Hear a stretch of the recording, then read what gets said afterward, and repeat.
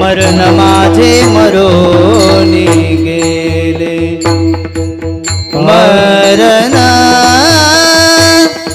माझे मरोनी गेले, मरण माझे मरोनी गेले, मरण माझे मरोनी गेले,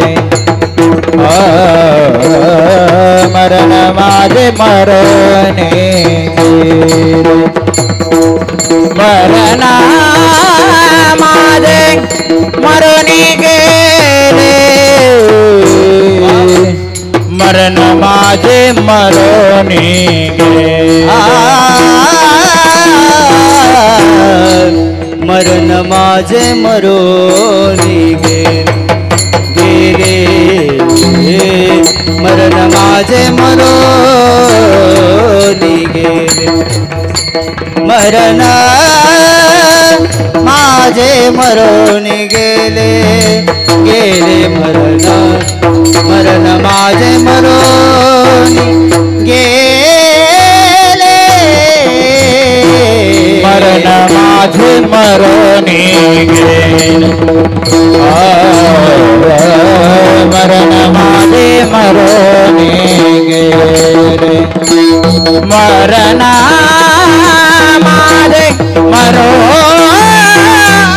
मरोनी गेले, मरण माझे मरोनी मज केले अमर अमर, मज केले केले केले केले अमर, मज केले मज केले केले केले केले, मज केले अमर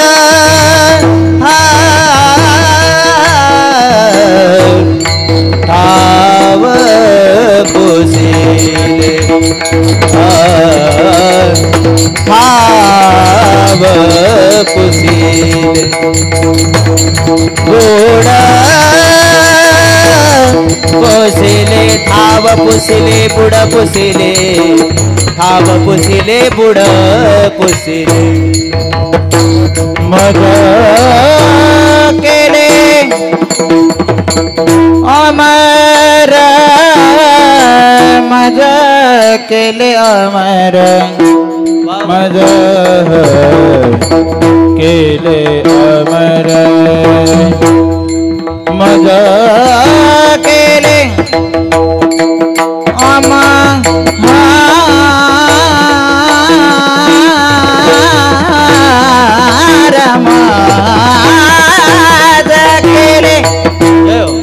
मज केले अमर, मज केले अमर, अमर हो आव पुसिले बुड पुसिले, आव पुसिले बुड पुसिले, आव पुसिले बुड पुसिले, आव पुसिले बुड पुसिले, ओसवोसिले देह भाव,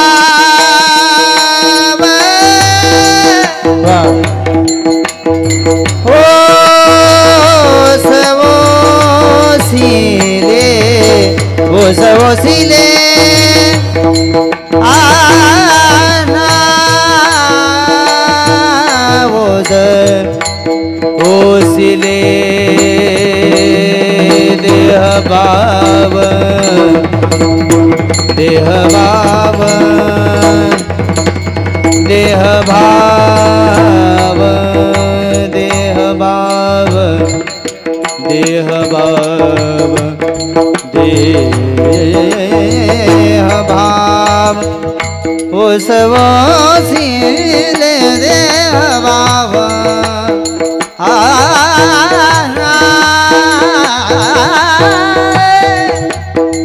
ओ सवसिले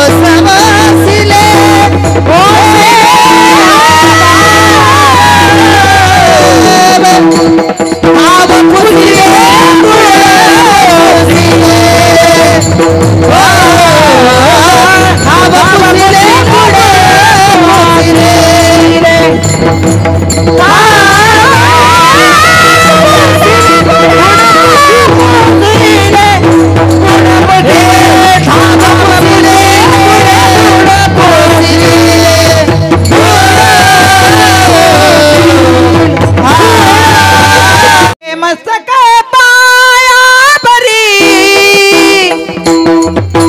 मस्तक पाया बरी या बार करी सैताचा या बार करी सैताचा मस्तक पाया बरी मस्तक पाया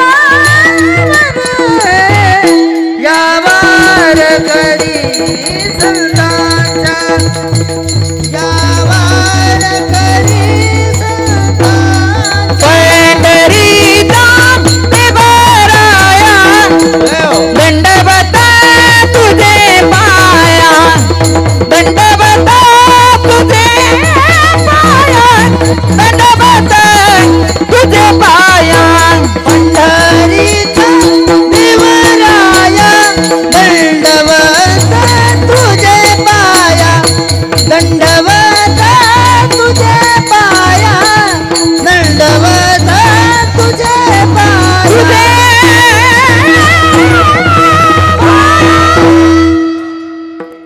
पंढरीच्या देवराया दंडवत तुझे पाया मरण माझे मरून गेले मज केले अमर ठाव पुसले बुड पुसले ओस ओसले देह भाव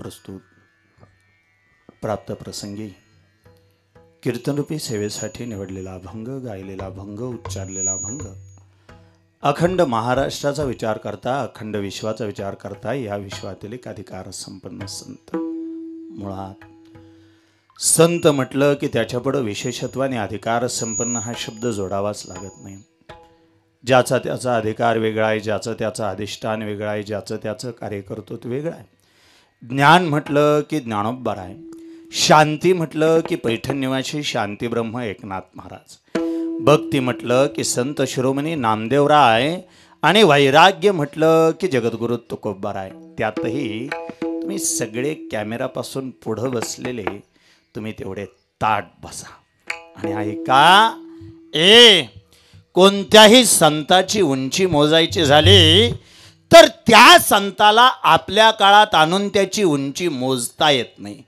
ज्ञानोबरायांचं मोठेपण समजून घेण्यासाठी आजच्या काळातल्या ज्ञानोबरायांच्या उंचीचा विचार करून चालत नाही आज काय हो आज ज्ञानोबरायांच्या मंदिराला 25 किलो सोन्याचा कळस आहे पण ज्ञानोबरायांची उंची मोजण्यासाठी थोडं कल्पनाशक्तीला जोर द्यावा लागतो आणि जमलं तर कल्पनाशक्तीच्या जोरावर त्या काळात जावं लागतं ज्या काळात ज्ञानोबांनी स्वतःचं आयुष्य व्यतीत केलं तुम्ही सगळे ऐकणारी माणसं आहे जाणकार माणसं आहे बहुतेक काळ असा आलता देवगिरीचं साम्राज्य मोडून पडलं राजा रामदेवराय राजा कृष्णदेवराय हे शेवटचे राजे ठरले आणि त्या काळानंतर हिंदू धर्मावर प्रचंड मोठं संकट आलं कोणी कोणाला मानायला तयार नव्हतं देव नावाच्या गोष्टीला किंमत राहिली नव्हती देश नावाच्या गोष्टीला किंमत राहिली नव्हती धर्म नावाच्या गोष्टीला किंमत राहिली नव्हती अशा काळात देशासाठी देवासाठी धर्मासाठी जगणारा कोणीतरी उभा राहणं गरजेचं होतं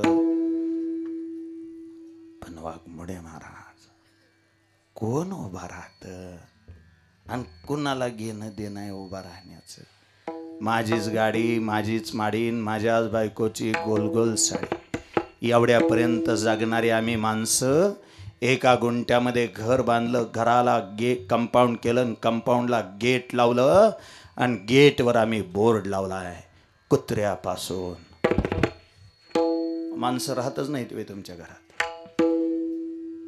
ऐका संकुचित विचाराने जगणारा समाज पण त्या काळामध्ये कोणीतरी उभा राहणं गरजेचं होतं कोण उभा राहील तेव्हा संन्याशाच्या पोटी 4 लेकरं जन्माला आले निवृत्तीनाथ, ज्ञानोबा, सोपान काका आणि आदी माया आदी शक्ती मुक्ताई, त्या 4 लेकरांपैकी दुसऱ्या क्रमांकाला जन्माला आलेल्या संत श्रेष्ठ ज्ञानोबांनी जे झोपले होते त्यांना जाग केलं. उठा जागे व्हारे आता, स्मरण करा पंढरीनाथा. या न्यायानं झोपले होते त्यांना जाग केलं, जे जागे होते त्यांना उठून बसवलं, जे बसले होते त्यांना उभा केलं, जे उभा होते त्यांना चालायला लावलं, जे चालत होते त्यांना पळायला लावलं आणि पळणाऱ्याच्या खांद्यावर वारकरी संप्रदायाची भगवी पताका देऊन सकल वारकरी संप्रदायाचा पाया रचला. ज्ञानदेवे रचला पाया, उभारले देवालया. पण एक आहे, कोणत्याही इमारतीचा पाया रचला की त्याला आधार देणं गरजेचं असतं. आणि सकल वारकरी संप्रदायाच्या इमारतीला आधार दिला तो पैठणच्या नाथांनी, जनार्दन एकनाथ. खांब दिला भागवत, पाया ज्ञानोबरायांनी रचला, खांब नाथांनी दिला. आणि विस्ताराची जबाबदारी शिंपी समाजामध्ये जन्माला आलेल्या नामदेवरायांनी स्वतःच्या खांद्यावर घेतली. महाराष्ट्रापुरता मर्यादित असणारा हा संप्रदाय नामदेवरायांनी पंजाबापर्यंत नेऊन पोहोचवला. शिखांचा जो पवित्र ग्रंथ आहे गुरु ग्रंथ साहिबा, त्याच्यामध्ये नामदेवरायांचे 65 दोहे सापडतात. नामदेवरायांनी देशभर भ्रमंती केली आणि या संप्रदायाचा विस्तार केला. पण अडचण अशी आली, नामदेवरायानंतर बरीच वर्ष कुणी संतच जन्माला आला नाही. आणि मग चांगली माणसं जन्माला नाहीत आली की वाईट माणसं हायदोस घालतात एवढं नक्की. चांगली माणसं संपली की वाईट लोकांचा काळ येतो एवढं मात्र निश्चित. ज्ञानी माणसं शांत बसली की आमच्यासारख्या अज्ञानाचं सुद्धा तुम्हाला पुढं बसून ऐकावं लागतं एवढं मात्र निश्चित. आज बी दुनियात जी बोबाटा उठलाय, दुनिया वाईट आहे, दुनिया वाईट आहे, दुनिया वाईट आहे. थोडं माफ करा मला, माझा स्वतःचा अनुभव असा आहे. वाईट माणसं वाईट वागतायत म्हणून दुनिया वाईट नाही. वाईट माणसं वाईट वागतायत म्हणून दुनिया वाईट नाही.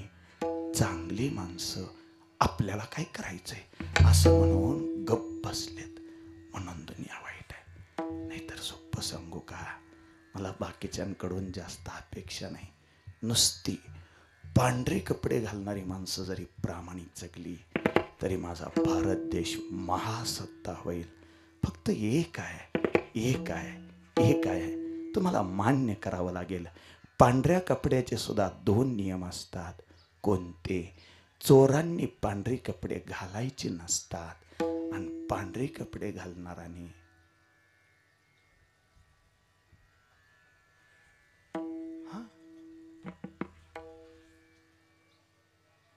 जमलं असलं तर कशाला मग माझ्याच तोंड ऐकताय. म्हणजे तुम्हाला जर अंगच कळालं असलं तर मीच बोलावं असा काही त्याचा नियम आहे काय तेव्हा?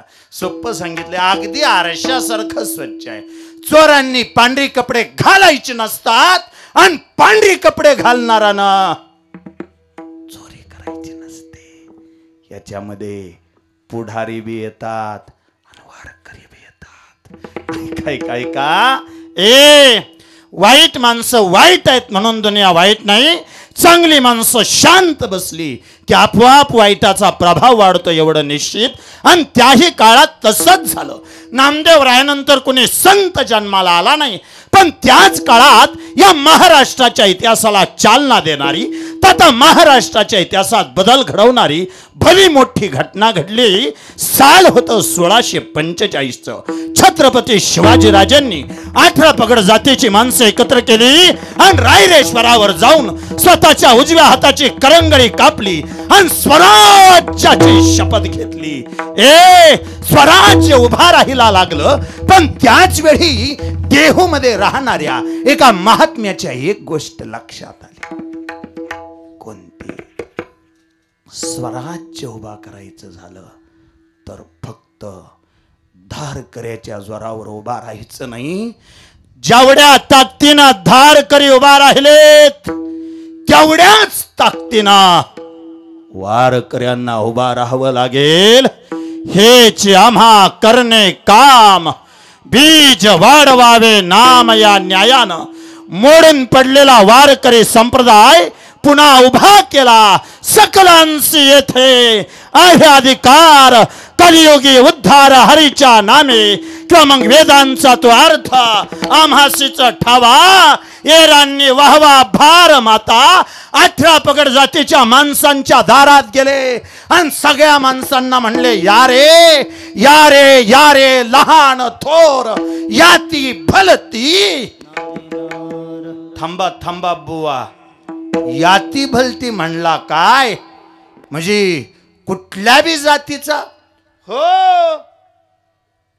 कुठल्या बी जातीचा हा वारकरी संप्रदाय कुठल्या जातीला पायाखाली तुडवत नाही आणि कुठल्या जातीला उचलून खांद्यावर घेत नाही. विष्णू माया जग वैष्णवांचा धर्म, विष्णू माया जग वैष्णवांचा धर्म, विष्णू माया जग वैष्णवाचा धर्म, विष्णू माया जग वैष्णवाचा धर्म, विष्णू माया जग वैष्णवांचा धर्म, विष्णू माया जग वैष्णवांचा धर्म, विष्णू माया जग वैष्णवाचा धर्म, विष्णू माया जग वैष्णवाचा धर्म.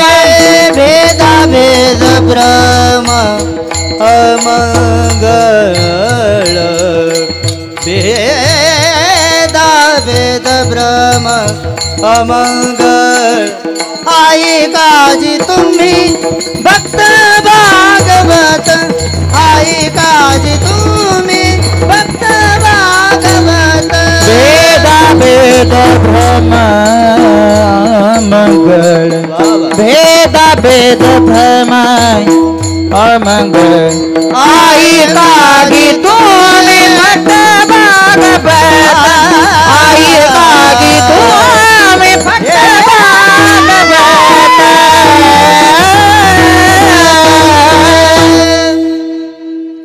विष्णुमय जग वैष्णवांचा धर्म या न्यायाने हा वारकरी संप्रदाय उभा करण्याचा पुन्हा प्रयत्न केला. या संप्रदायामध्ये कोणत्या जाती धर्माला थारा नाही. आणि विशाल बुवा, बारकाईनं बघितलं तर सध्या व्यासपीठावर मोजलेली बसलेली उभा राहिलेली माणसं जरी मोजली तरी आपण सगळे वेगवेगळ्या जातीतून येतो. बहुतेक हाच वारकरी संप्रदायाचा सगळ्यात मोठा विजय आहे. तुको बराय स्वच्छ सांगतात, एखादा जातीनं उच्च असेल पण कृतीनं नीच असेल तर आम्ही त्याच्याकडे ढुंकून सुद्धा पाहणार नाही. पण एखादा हीन जातीमध्ये जन्माला येऊन सुद्धा त्याच्या मुखात जर आमच्या पांडुरंगाचं नाव येत असेल तर आम्ही सगळे वारकरी त्याच्या पायावर लोटांगण घालायला तयार आहे. कारण आम्हाला माहिती आहे, तुका म्हणे नाही जाती सवे काम, ज्याचे मुखी नाम तो चैतन्य. तुकोबांनी 18 पगड जातीची माणसं एकत्र केली आणि मोडून पडलेला हा संप्रदाय उभा केला. ज्या संप्रदायाचा पाया ज्ञानोबांनी रचला, खांब नाथांनी दिला, विस्तार नामदेवरायांनी केला, त्या संप्रदायाच्या कलस्थानी विराजमान होण्याचा मान जगद्गुरु तुकोबांना लाभला. त्या वारकरी संप्रदायाच्या कलस्थानी शोभणारे संत जगद्गुरु तुकोबा आजच्या अभंगामध्ये अतिशय सहज साधं सोपं बोलतात. तुकोबांचं बोलणं सहज आहे, साधा आहे, सोपं आहे, थोडं विचार करायला लावणार आहे एवढं मात्र निश्चित. तुकोबांच्या मुखातली भाषा अशी आहे, मरण माझे मरूने गेले, मज केले अमर. तुकोबा सांगतात, मी माझं मरण मारून टाकलं. बर बर बर, तुकोबा तुमचं मरण मरून गेलं असं म्हणता. जर मरण मरून गेलं हे तुकोबा लिहितात, तर आजचा अभंग तुकोबांनी असताना लिहिला का वैकुंठाला गेल्यावर? नाही नाही, वाचतानाच लिहिला. असतानाच लिहितायत मरण माझे मरून गेले. याचा अर्थ तुकोबांनी जिवंतपणीच मरण मारलं होतं. आणि अजून ऐका, मारायचं असेल तर मरेपर्यंत वाट बघावी लागते, मरण मारायचं असेल तर मरेपर्यंत वाट बघावी लागत नाही. मरण जिवंतपणी मारता येतं. तुकोबा सांगतात, मी माझ्या आयुष्यामध्ये जिवंतपणी त्या मरणाचा धिक्कार केला. त्या मरणाला स्वीकारून त्या मरणावर विजय मिळवला. मरण माझे मरून गेले, मज केले अमर. मी अमरत्वाला जाऊन पोहोचलो. तुकोबा आमची ही इच्छा अशीच होती, आम्ही अमर व्हावं. बहुतेक मरावं असं कुणालाच वाटत नाही. आणि सांगतो, मरावं असं कुणालाच वाटत नाही, आणि मरावं असं कुणालाच वाटू बी नाही. काय गरज आहे मरायची? भगवंतानं एक योनी कोटी कोटी फेरा, मग लागे वारा. तेव्हा आपल्याला हा मनुष्य जन्म मिळालाय. सहजासहजी मिळाला नाही. आंधळ्याच्या हातात अंदाजाने कावळा बसावा, त्या रीतीनं काकताले न्यायानं तुम्हाला आम्हाला हा देह मिळालाय. जर एवढं सगळं या देहाचं महत्व असेल, किंवा मग आयुष्याच्या या साधने सच्चिदानंद पदवी घेणे, या देहानं जर सच्चिदानंद पदापर्यंत जाता येत असेल, तर मरावाशी अपेक्षा आपण करणं चुकीचं आहे. बुवा, आमची अशी इच्छा आहे अमर व्हावं.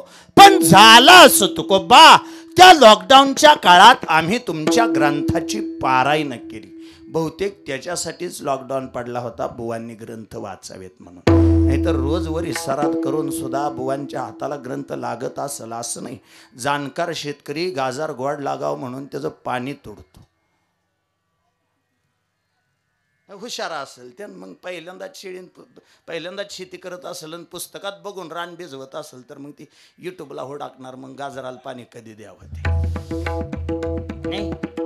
पण जाणकार शेतकरी गाजराचं पाणी तोडतो कशा पायी? त्याला माहिती आहे, जेवढा पाण्याचा तुटवडा तेवढं गाजर गोड लागावं. बहुतेक रोज कीर्तनाने कटाळलेल्या कीर्तनकारांसाठी सुद्धा 20वा मिळावा म्हणून 2 वर्ष देवाने बी कोरोनाच्या रूपानं पाणीच तोडलं. मग त्याच्यावर पुन्हा कीर्तनं वाढली, कीर्तनं बरीच झाली, पुन्हा माणसांना बी देवाचं किंमत कळायला लागले. त्याच्यामुळं अडचण नाही काय आली. पण तुकोबा, ज्या काळात आम्ही निवांत होतो तेव्हा तुमचीच गाथा आम्ही हातात घेतली. तुम्ही म्हणता तुम्ही अमरत्वाला जाऊन पोहोचला. आम्ही तुमची गाथा वाचता वाचता आमच्या असं लक्षात आलं, आम्हाला असं वाटलं आपण मानव देहामध्ये जन्माला आलोय, आपली अशी इच्छा आहे अमर व्हावं, म्हणून आम्ही तुमच्या गाथेत वाचलं. जे अमर आहेत त्यांच्या काहीतरी इच्छा असतील असा विचार आम्ही केला आणि अमर असणाराची इच्छा जाणून घेतली. काय नवल आहे तुकोबा, आमची इच्छा होती अमर व्हावं, आणि जे अमर आहेत त्यांची इच्छा होती स्वर्गीचे अमर इति ताती देवा. स्वर्गीचे अमर इति ताती देवा. स्वर्गीचे अमर इच्छिताती देवा. स्वर्गीचे अमर इच्छिताती देवा. हे स्वर्गीचे अमर इच्छिताती देवा. स्वर्गीचे अमर इच्छिताती देवा. स्वर्गीचे अमर इच्छिताती देवा. स्वर्गीचे अमर इच्छिताती देवा. मृत्यू लोकी भावा जन्म आम्हा. मृत्यू लोकी भावा जन्म आम्हा. नारायण नामे होऊ जीवन मुक्त. नारायण नामे होऊ जीवन मुक्त. मृत्यू लोकी भावा जन्म आम्हा. मृत्यू लोकी भावा जन्म आम्हा. नारायण नाम नारायण नामे होऊ जीवन मुक्त स्वर्गीचे अमर इच्छिताती देवा मृत्यूलोकी बाबा जन्मा मृत्यूलोकी बाबा जन्मा मृत्यूलोकी बाबा जन्मा स्वर्गीचे अमर इच्छिताती देवा मृत्यूलोकी बाबा जन्मा मृत्यूलोकी बाबा जन्मा मृत्यूलोकी बाबा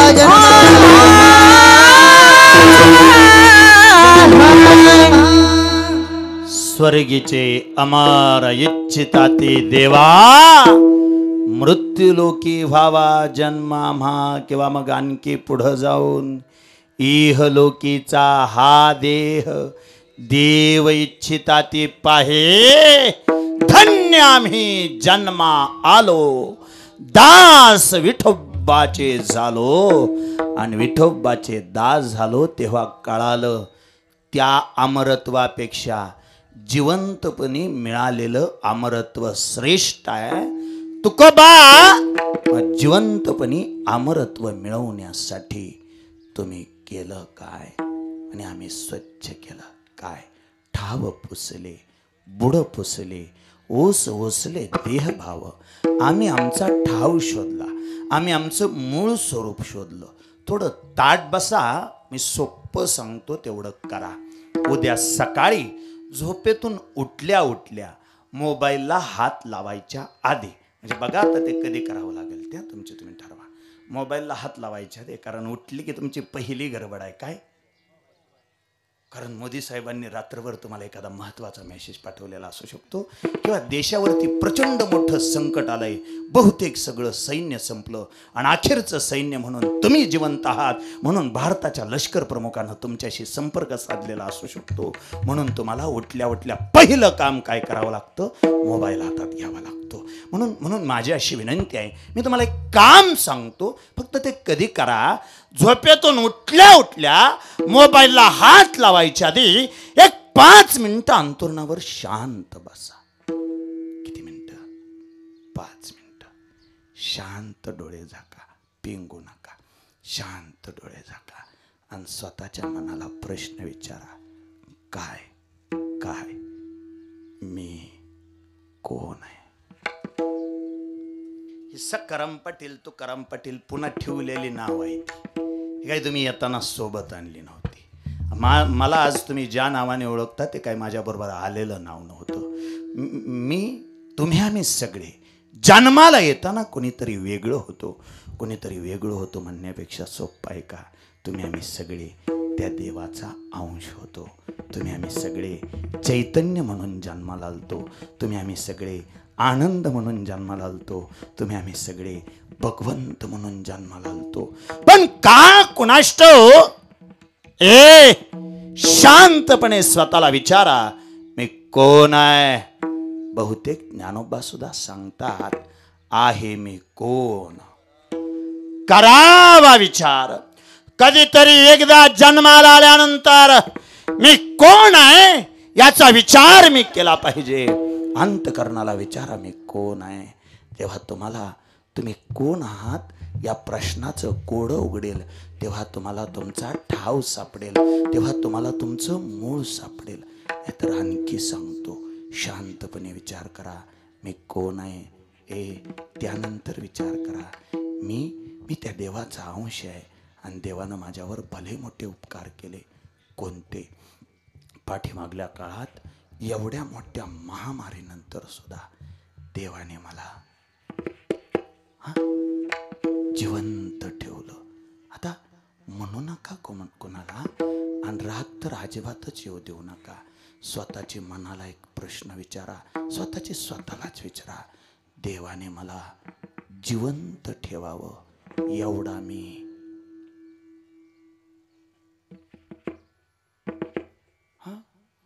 पाहुणं म्हणतात गुन्हाच आहे का. तुम्हीच मनाला प्रश्न विचारा. तुम्ही कोण आहात याचं जेव्हा तुम्हाला उत्तर मिळेल तेव्हा तुम्हाला ठाव सापडेल. तुकोबा सांगतात मी माझ्या आयुष्यामध्ये ठाव पुसला, म्हणजे मी माझा ठाव शोधला. तुकोबा ठाव शोधल्यानंतर तुम्हाला काय कळालं? तुकोबा सांगतात, मी ठाव शोधला तेव्हा मला कळालं तुकाराम हे माझं नाव नाही आणि देहू हे माझं गाव नाही. बापरे, तुकाराम हे तुमचं नाव नाही, नाही नाही नाही, आणि देहू हे माझं गाव नाही. बुवा, जर तुकाराम हे तुमचं नाव नाही तर तुम्ही आहात कोण? तुकोबा सांगतात, जगाचा बाप नरसिंह होता तेव्हा मी भक्त प्रल्हाद होतो. जगाचा बाप राम झाला तेव्हा मी अंगद होतो. जगाचा बाप कृष्ण झाला तेव्हा मी उद्धव होतो. जगाचा बाप पांडुरंग झाला तेव्हा मी नामदेव म्हणून तिथं उभा राहिलो. चौयुगाचा भक्त नाम्या उभा कीर्तनी, या न्यायाने मी चारी युग विटेवरच्या मालकाच्या समोर होतो. आणि मी कोण ह्याचा विचार मला विचारण्यापेक्षा वेळ मिळाली तर पांडुरंगालाच विचार.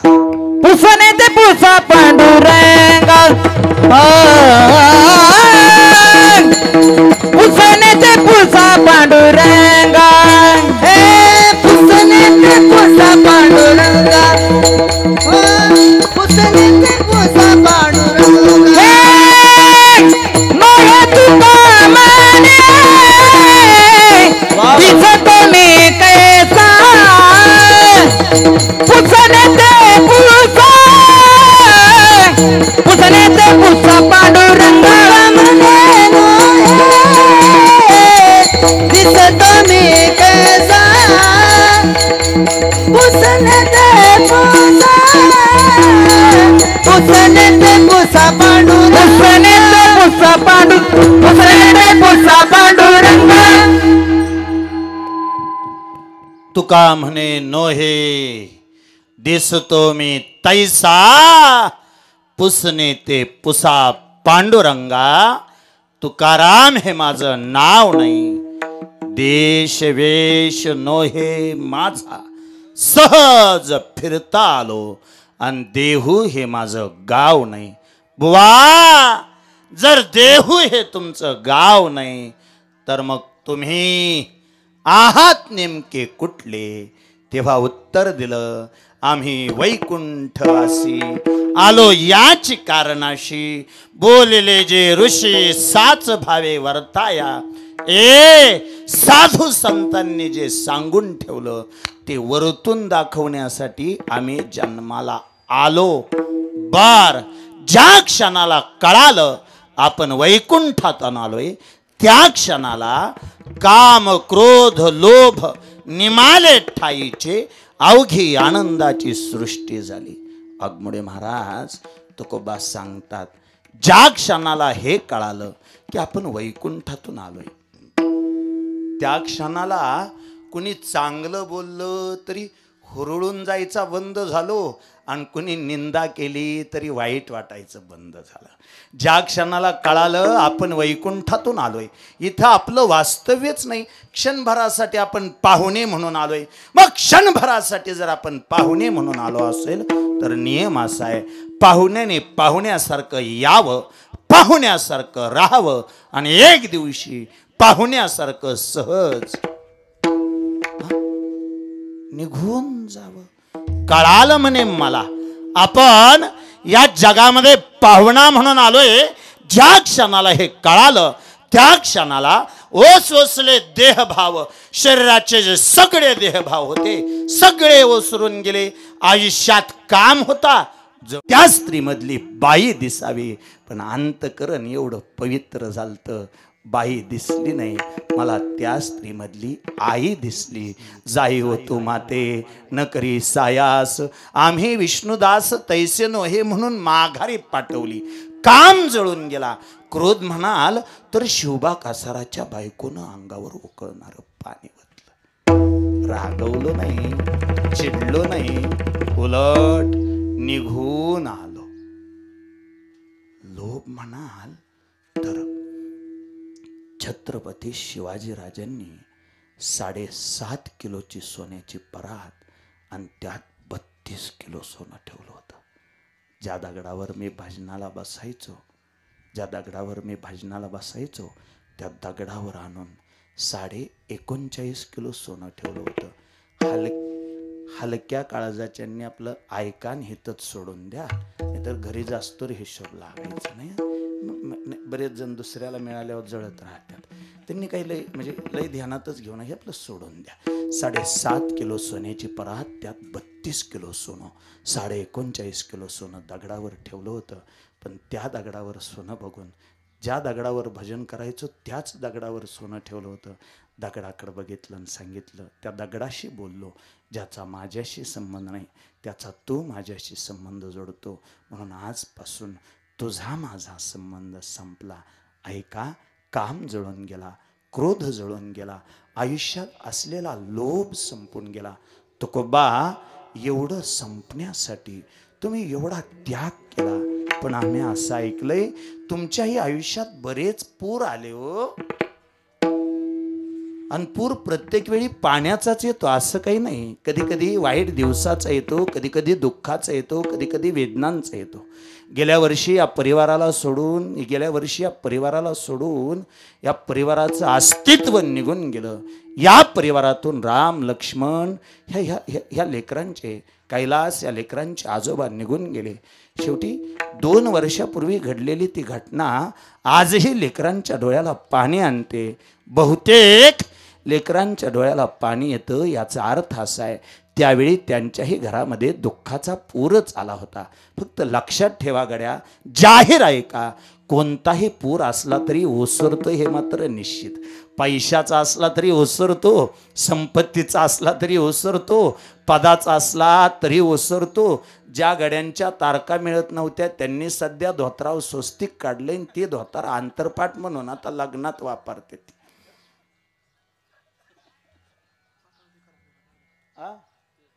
नसला गावत तर माझ्या संग चला, मी लांबणं त्याचं गर्दा होतो.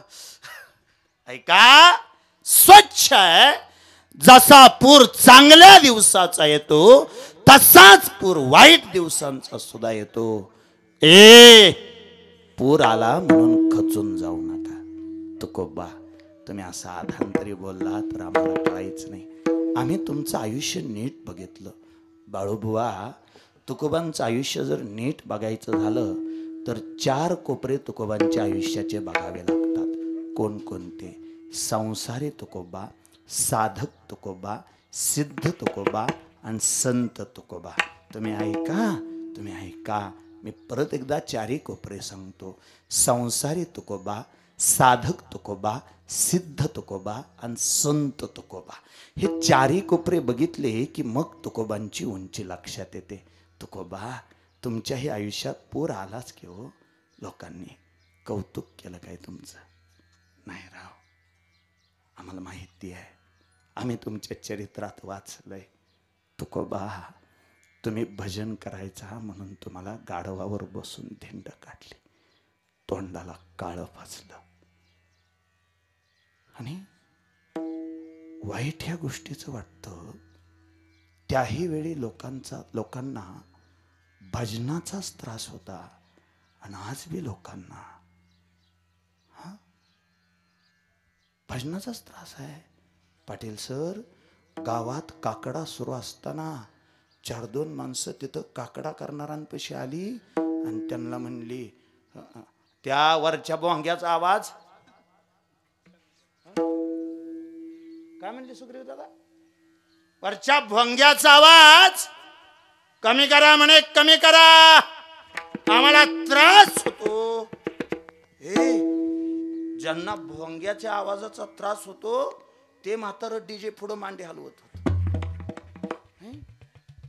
लाज वाटली राव. म्हणजे लय असं आधांतरी बोलण्यापेक्षा, एप्रिल महिना होता बघा, एप्रिल महिना आत्ताचा, आणि ह्या एप्रिल महिन्यात पाहुणे मी त्या दहिवडी परिसरातून कीर्तनावरून माघारी येत होतो. आता एप्रिल महिना का म्हणलो तुमच्या लक्षात आला असेल. एप्रिल हा असा महिना आहे ज्या महिन्यात गावोगाव पारायण बी चालू असतात आणि गावोगाव यात्रा बी चालू असतात. आता ते एप्रिल महिन्यात कीर्तन करून माघारी येत, चाळ वाजत होते, आणि जिथं चाळ वाजत होते तिथं 2 पोलीस उभा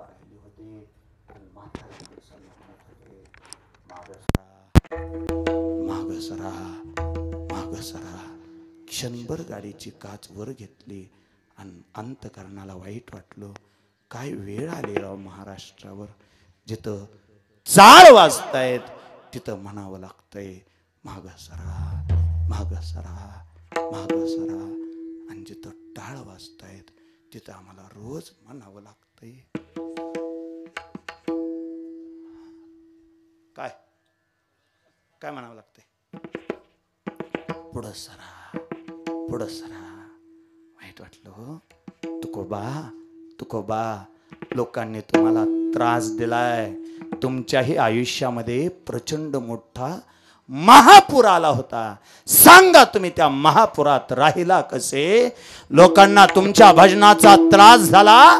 गावच्या पाटलाकडे तुमची तक्रार केली. गावच्या पाटलानं तुम्हाला फरमान सोडलं. तुकोबा, आजपासून विठेवरच्या मालकाचं भजन करायचं नाही. तेव्हा अंतकरणापासून तुम्ही पाटलाला सांगत होता, पाटील खरं सांगू, या लोकांनी मला हाणलं मारलं, पण त्या सगळ्यापासून बाजूला सरून मी माझ्या वाचेला सांगत होतो भजन करू नको. पण अडचण अशी झालीये, आता ती ऐकत नाही हो. माझी माझा झाली अनबरवाद, माझी माझा झाली अनबरवाद, माझा झाली अनबरवाचा, माझी माझा झाली अनबरवाचा, माझी माझा झाली अनबरवाद, माझी माझा झाली अनबरवाद, माझी माझा झाली अनबरवाचा, माझी माझा झाली अनबरवाचा.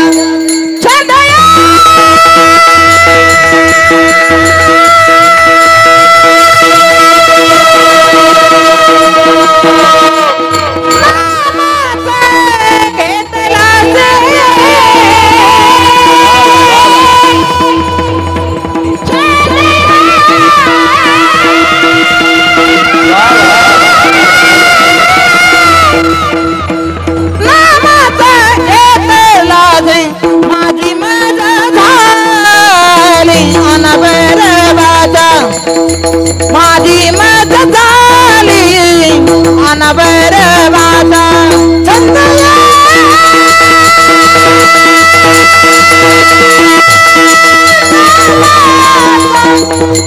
घेतला से छंदया,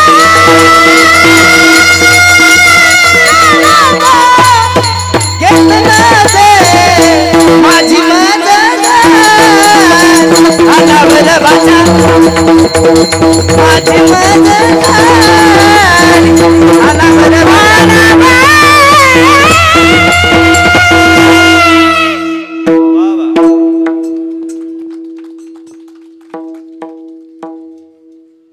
तुकोबा, आयुष्यातला एवढा त्रास सहन करून घेताना, आयुष्यातले हे स्वतःचं अस्तित्व शोधताना तुम्हालाही बरंच दुःख झालं की हो. तुमच्या या आयुष्यामध्ये दुःखांचा महापूर आला.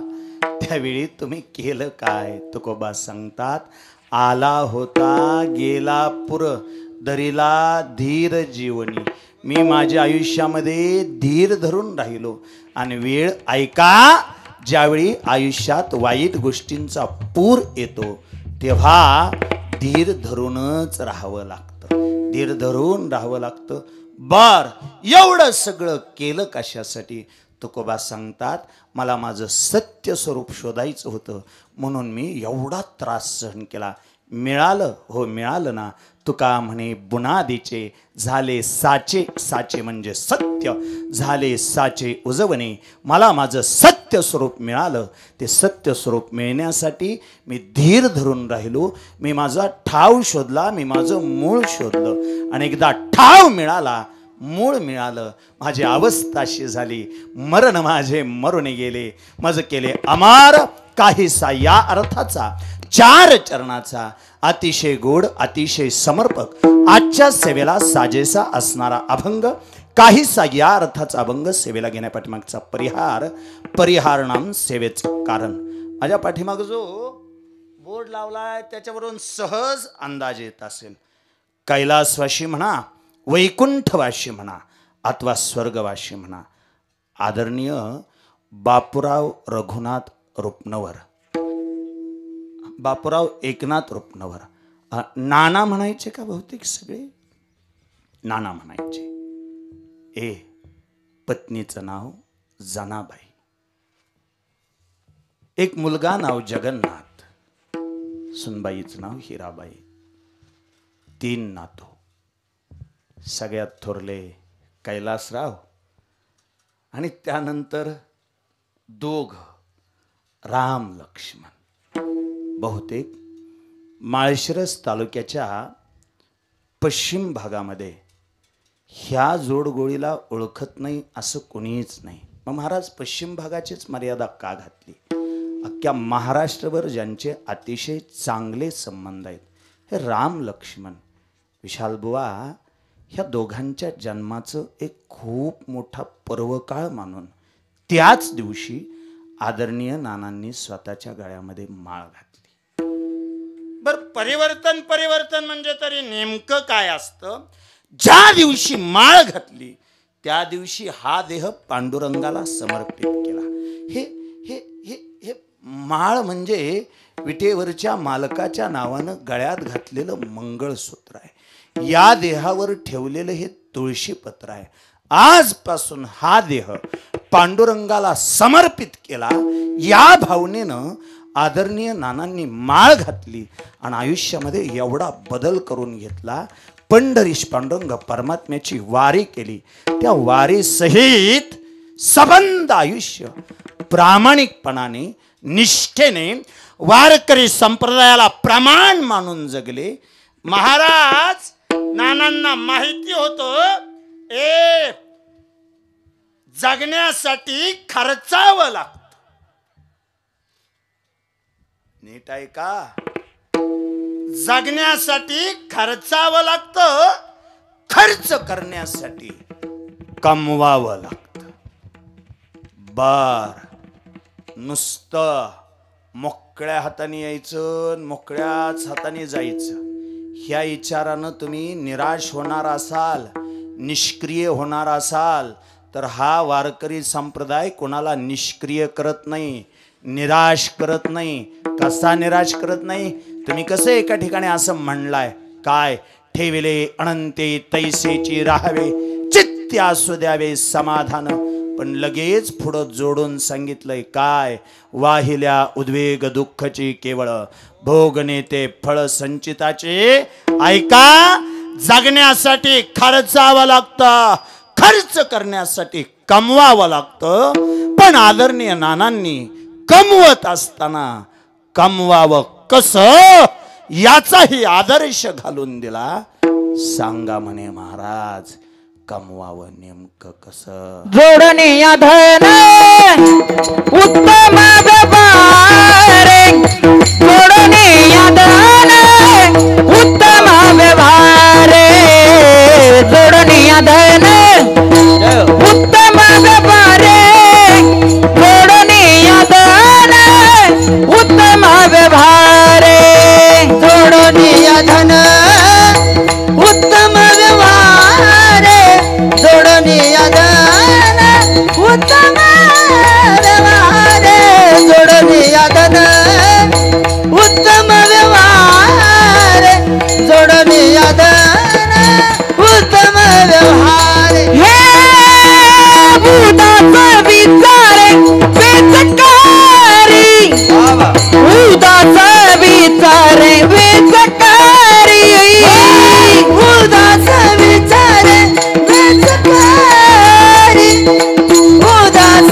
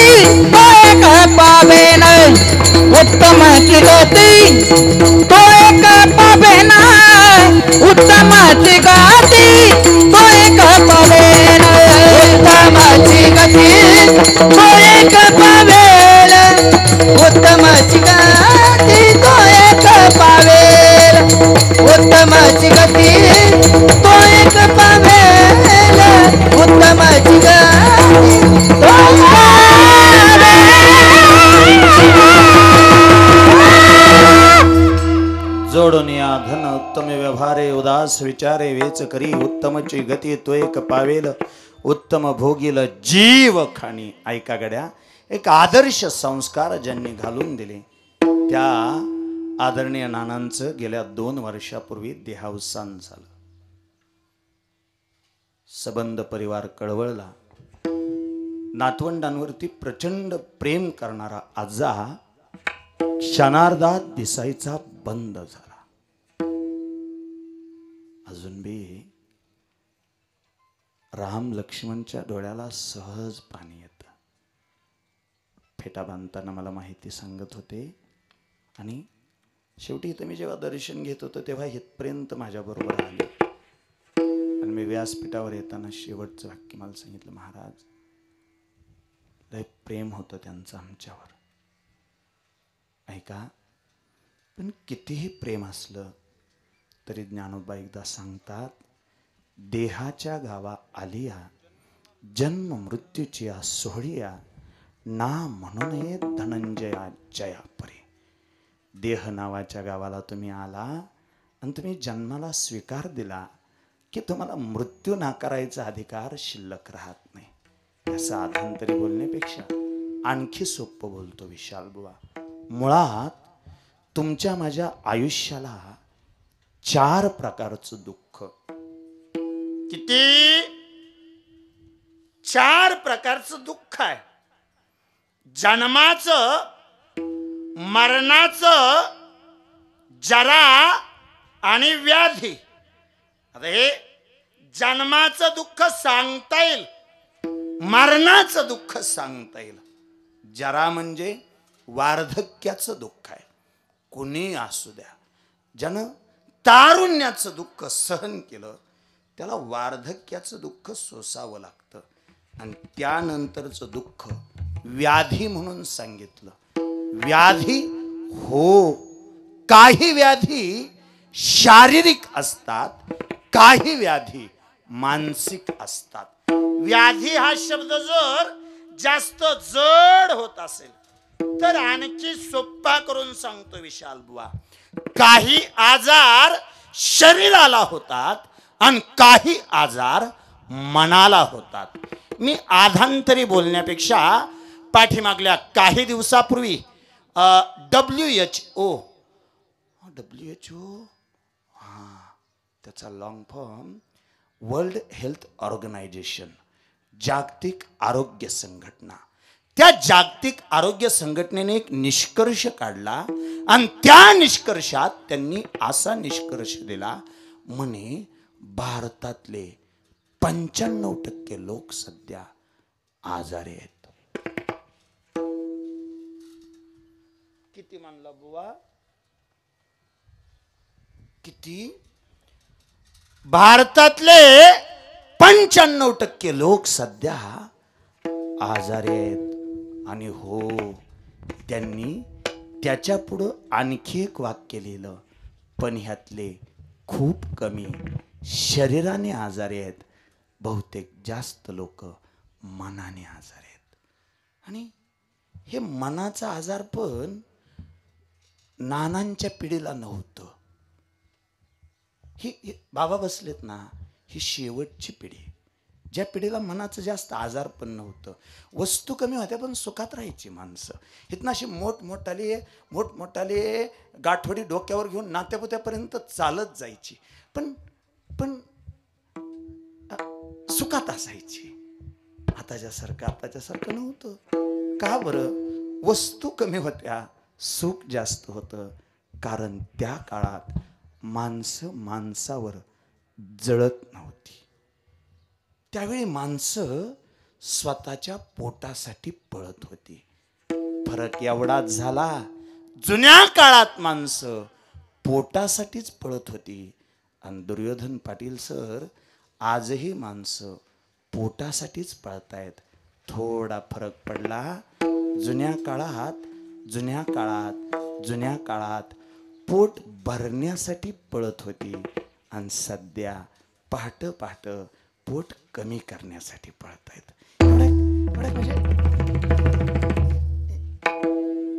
एवढाच बदल झालाय. बाकी का कुणाष्टो पण आम्ही मानसिकदृष्ट्या प्रचंड विकलांग झालोय. इतरांचं यश आता आम्हाला आमच्या डोळ्यात साठत नाही. इतरांचा आनंद आता आम्हाला आमच्या डोळ्याने बघू वाटत नाही. इतरांनी बांधलेला बंगला आम्हाला सहजासहजी देखवत नाही. नाहीतर एक अशी पिढी होती, भावाने जरी घर बांधलं आणि त्या घराच्या सावलीला जरी बाज टाकली तरी त्या बाजेवर सुखानं झोपणारी एक पिढी होती.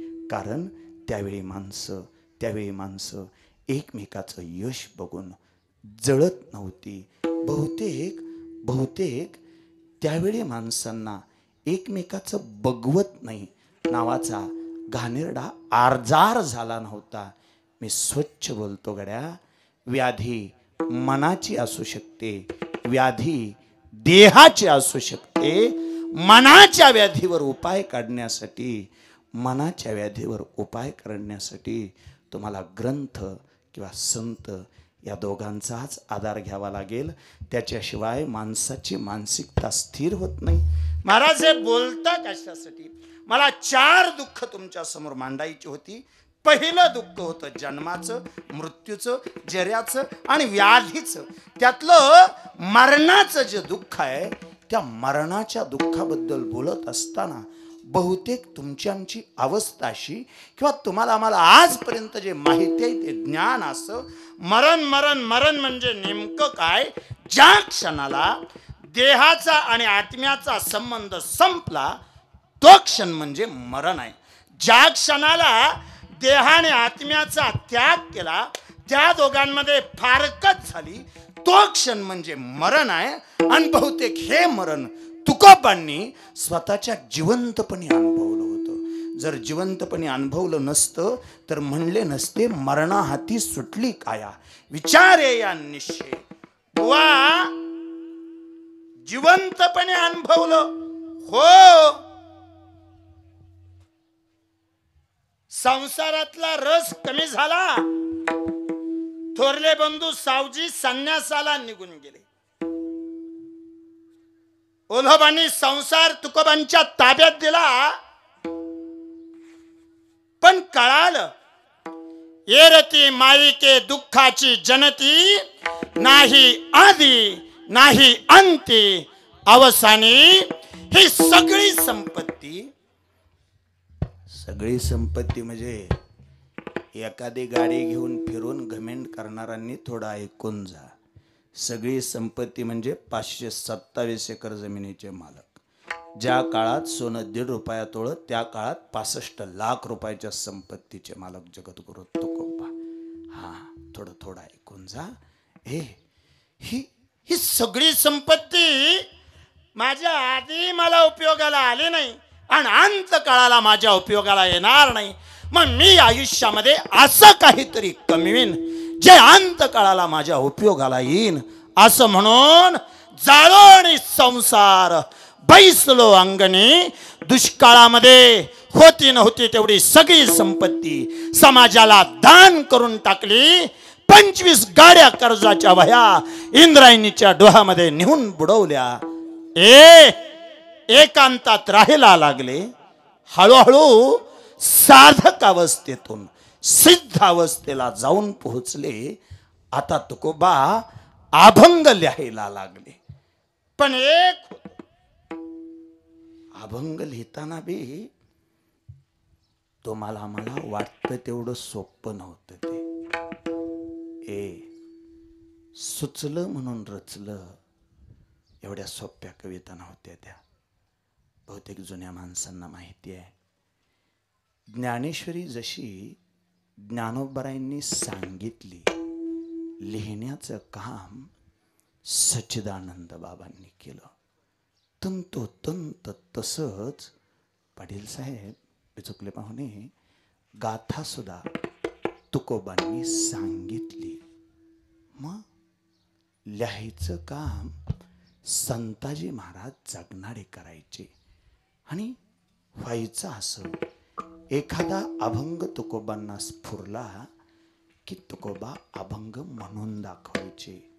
ऐका हे आमच्यासारख्यांना मोफत मिळालंय म्हणून आम्हाला त्याची किंमत राहिली नाही. नाहीतर तुकोबा अभंग म्हणून दाखवायचे. तो अभंग संताजी महाराज जगणारे लिहून काढायचे. त्यानंतर रुपया एवढं नाणं घेतलं जायचं, विस्तवावर ठेवलं जायचं. ते नाणं तुकोबा लालबुंद होस्तोर विस्तवावर ठेवायचे. नाणं उचलायचे, स्वतःच्या जिभेवर ठेवायचे. चटका बसला तर अभंग फाडला जायचा आणि जर जिभेवर ठेवल्या ठेवल्या नाण्याचा दाह शांत झाला तर तेवढाच अभंग उचलून गाथेत लिहिला जायचा.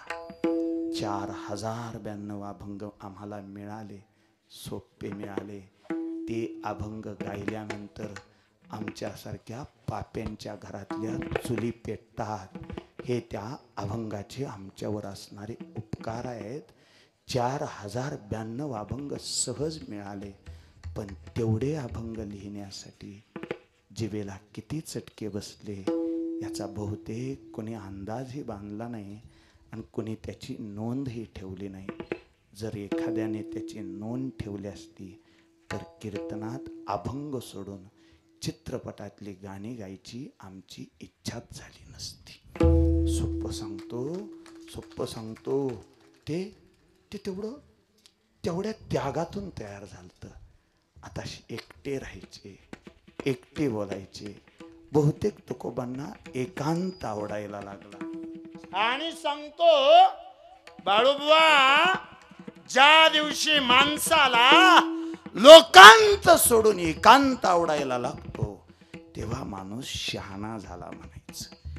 ज्या दिवशी माणसाच्या इतरांकडूनच्या अपेक्षा संपतात आणि माणूस स्वतःकडून फक्त अपेक्षा ठेवतो तेव्हा माणूस शहाणा झाला म्हणायचं. ज्यावेळी माणूस लोकांनी मला चांगलं म्हणावं ह्याच्यासाठी प्रयत्न करायचे सोडून देतो. पाया पडून एक वाक्य सांगू का? अजिबातच प्रयत्न करू नका लोकांनी चांगलं म्हणावं म्हणून, नाहीतर आपली चालूला गडबड आहे. बहुतेक पाटील साहेब आता तुमचे सीझनचे दिवस आलेत त्याच्यामुळे चालूला तुमची गडबड आहे. तुम्ही आता कुणाची मयत सोडत नाही. कुणाला सावडायला जायचं म्हणलं तरी तुम्ही सगळ्यात पुढे, बारशापासून ते लग्नापर्यंत सगळे सोहळे तुम्हाला अटेंड करावे लागतात. तुम्ही आता वेळ काढून फिरता. पण पुन्हा लक्षात येतो, सगळ्यांच्या मैत्रीला गेलो, सगळ्यांच्या कार्याला गेलो, चांगल्या वाईट सोहळ्यात सहभागी झालो, गावच्या पारायणाला वर्गणी दिली, यात्रेला सगळ्यात जास्त वर्गणी दिली, तरी सुद्धा लोक कौतुक करत नाहीत. हो सांगू, आमचा सध्या प्रवास असा चालू आहे. आम्ही गावाने कौतुक करावं म्हणून प्रयत्न करायचे सोडून दिलेत. आमच्या देवानं आमचं कौतुक करावं याच्यासाठी आमचे प्रयत्न चालूत. आणि जेव्हा तुम्ही ह्या दृष्टीनं प्रयत्न कराल तेव्हा तुम्हाला नेमकी परमार्थाची भाषा कळेल. नाहीतर तसं नाराज बी होऊ नका तुम्ही. पाटील साहेब, नाराज हो चाल तुम्ही. असा बी एक दिवस येतो ज्या दिवशी अख्खं गाव तुमचं कौतुक करतं, तुमचा परिसर तुमचं कौतुक करतो, पाहुणे रावळे तुमचं कौतुक करतात. अहो, ज्यापेक्षा तुमच्या विरोधातली माणसं सुद्धा एक दिवशी तुमचं तोंड भरून कौतुक करणार.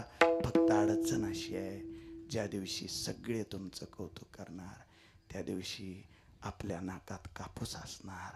एवढी एकच अडचण आहे. कारण चालू काळात जिवंत माणसाला कोणी चांगलं म्हणायला तयार नाही. मेलेल्याला खांद्यावर घेऊन त्याच्या अंगावर गुलाल टाकायची प्रथा असणारी माणसं. मग हे सगळं बघितलं की लक्षात येतं तुकोबांचं आयुष्य जसं एखाद्या मृतदेहाला टोचवलं तरी तो रडत नाही, लागलं तरी दुःख होत नाही. एखाद्याच्या मैतीजवळ बसून तुम्ही त्याचं कितीही कौतुक केलं तरी मृतदेहाला कौतुक वाटत नाही, आणि एखाद्याने निंदा केली तरी त्याचं वाईट वाटत नाही. मी सोप्पं सांगतो, ज्या दिवशी तुम्हाला जिवंतपणी यश डोक्यात जाऊन देता येत नाही आणि दुःख काळजापर्यंत पोहोचू देता येत नाही, त्या दिवशी तुम्ही आयुष्यात यशस्वी व्हायला सुरुवात झाली असं समजा. जिवंतपणी मरण तुकोबांनी मारलं हो. एकटे राहायचे, एकटे बोलायचे, एकांत आवडायला लागला आणि लांब कधीतरी भंडाऱ्यावर जायचे, गोराडेश्वरावर जायचे, भामचंद्रावर जायचे. अवस्थाशी झालती, एकटे बसायचे. वृक्षवल्ली आम्हा स्वयरे वनचरे, पक्षी हे सुस्वरे आळविते. पण देहभान विसरून जायचे. अंगावर सर्प विंचू खेळायचे. ते पाखरं अंगावर येऊन बसायची. तुकोबांचं भजन चालू असायचं. तुकोबा पुढे गेले की जिजा पाठीमागून भाकरी घेऊन जायची. एक दिवशी जिजा भाकरी घेऊन निघाली.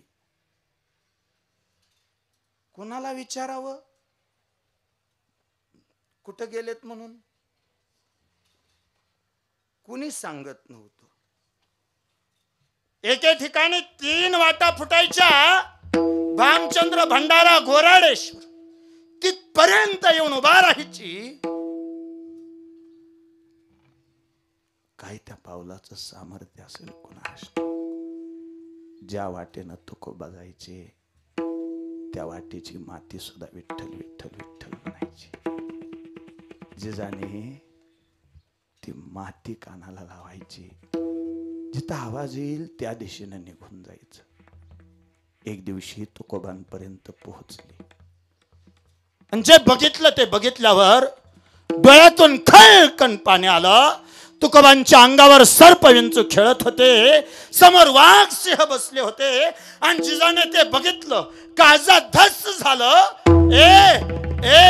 धावत पुढे आली. जिजाच्या पावलाचा आवाज आला. वाघ सिंह उठून गेले. अंगावरचे सर्प विंचू बाजूला झाले. क्षणभर पावलांचा आवाज आला, हातातल्या बांगड्यांचा आवाज आला. म्हणून तुकोबांनी शांतपणे डोळे उघडले, जिजाकडे बघितलं आणि जिजाकडे बघून स्मित हास्य. जिजा मात्र चिडली होती. बघितलेलं सगळं तिच्या नजरेसमोरून जात नव्हतं. तुकोबांच्या पुढे उभा राहिली, हात जोडले, विनंती केली, मालक, आजपर्यंत तुम्ही परमार्थ करता, भजन करता, कधी तक्रार केली नाही, कधी कोणती अडचण सांगितली नाही. पाया पडते, माझी एवढीच इच्छा आहे, मरेपर्यंत भजन करा, फक्त घरात बसून करा.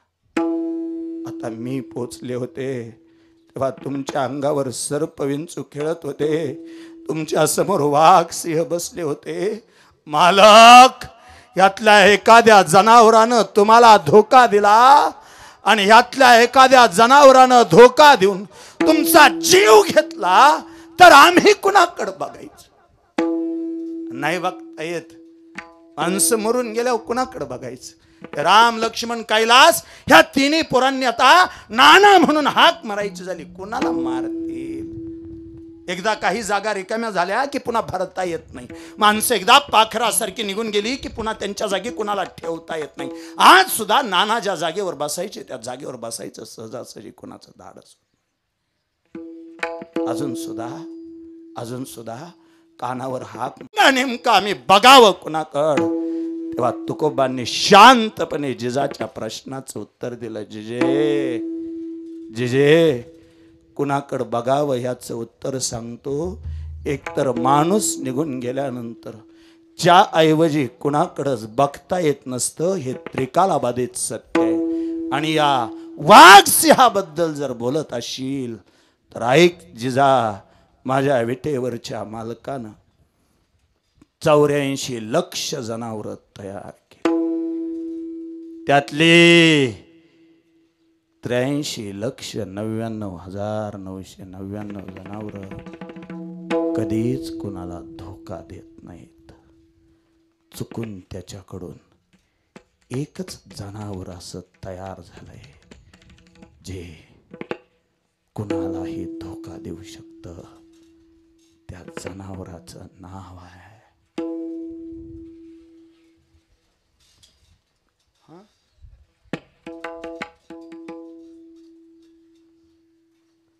आप्पासाहेब.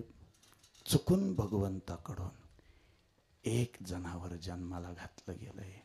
मुळात आहे उभं पण आयुष्यभर आडवं वागतं. त्या जनावराचं नाव आहे माणूस. जिजा, हे प्राणी धोका देतील असं जर वाटत असेल तर लक्षात ठेव, चित्त शुद्ध तरी शत्रू मित्र होती. व्याघ्र ही न खाती सर्पतया. जिजे, मी मरेन अशी जर भीती वाटत असेल तर मरण्यासारखं या तुकारामाकडं काही शिल्लक राहिलं नाही. पिंड पदावरी दिला आपुलिये करी, माझे झाले कया वर्जन, फिटले पितरांचे ऋण, न लगे मरावे ऐसा ठाव दिला देवे. जिजा, आता मरणाची भीती वाटत नाही ग. मी माझं मरण कधीच मारून टाकलंय. मरण माझे मरणी गेले, मरण माझे मरणी गेले, मरण माझे मरुनी गेले, मरण माझे मरुनी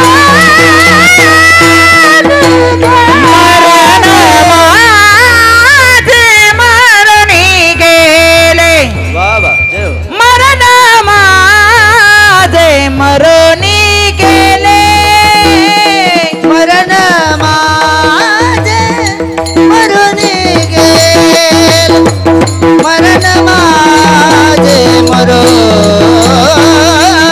गेले.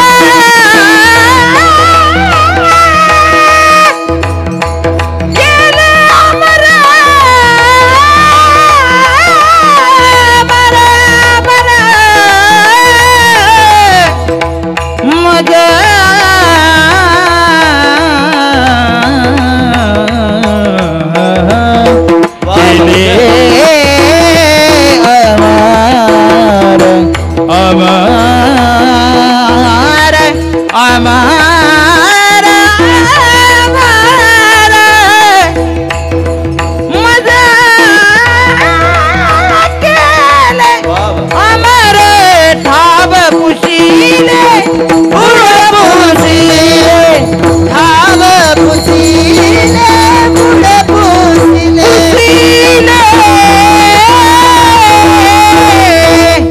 मरण माझे मरून गेले, मज केले अमर, ठाव पुसले बुड पुसले, ओस ओसले देहभाव. आला होता गेला पुर, धरिला धीर जीवनी तुकोबा. आयुष्यात धीर धरून राहिला म्हणता, सांगा तुम्हाला धीर आला कशाने तुकोबा सांगतात. माझ्या विटेवरच्या मालकाच्या भजनाने मला धीर आला. ज्या भजनाने माणसाच्या आयुष्याला धीर येतो ते गोड भजन. विडोबा रखमाई. प्रार्थना करतो त्या प्रार्थनेसहित जेवढे आलेत तेवढे दिग्गज आहेत.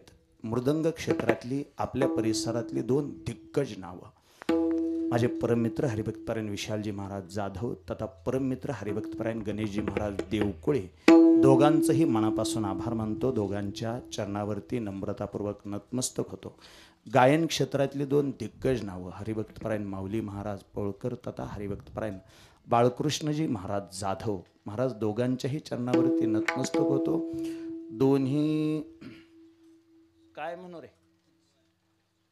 तुतारी वाजवणारा माणूस नको नको, आपला शिंगवादक म्हणतो आहे की नाही. दोघांच्याही चरणावरती नम्रतापूर्वक नतमस्तक होतो.